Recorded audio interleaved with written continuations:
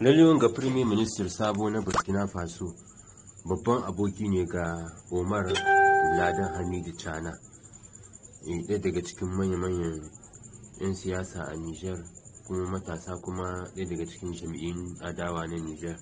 Omar Hamidu Chana, shugaban jam'iyyar Amin Amin, inda ya wallafa na taya babban abokin shi ne aka aza Premier Minister na Burkina Faso, Lassina Zerbo, biyo bayan rushe gwamnati da shugaban kasa na Burkina Faso Christian Kabore ya yi tare da koran wancan Premier Minister.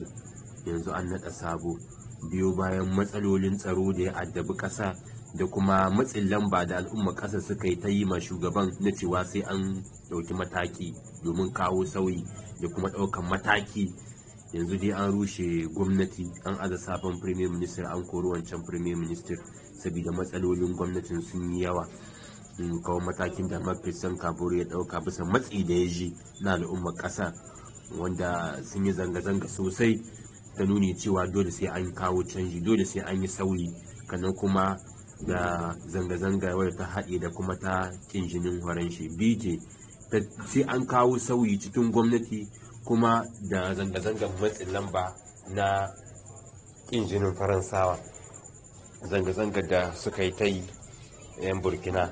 To yanzu dai shugaban ƙasa Christian Kabore ya ɗauki matakin korar wancan Premier Minister, kenan an rushe gwamnati. Da an sabke Premier Minister an rushe gwamnati, sai zancen sabon gwamnati, ba a zancen wasu ministoci, sai dai sabon ministoci wasu, kenan wasu masu rabon ganin baɗi su gani.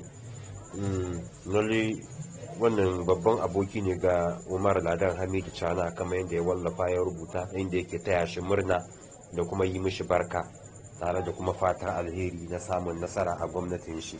Sabon Premier Minister na Burkina Faso Lassina Zerbo, babban amini ga Omar Ladan Hamidu Chana, shugaban jam'iyyar Amin Amin, ɗaya daga cikin jam'iyyun adawa a Nijar. Kaɗan daga cikin image wannan takarda kuma ita ce ke ɗauke da sa hannun shugaban ƙasar na Burkina Faso Christian Kabore na sallama wancan Premier Minister na naɗa wannan sabo Lassina Zerbo, sabon Premier Minister na ƙasar ta Burkina Faso. To Allah ya taimaka.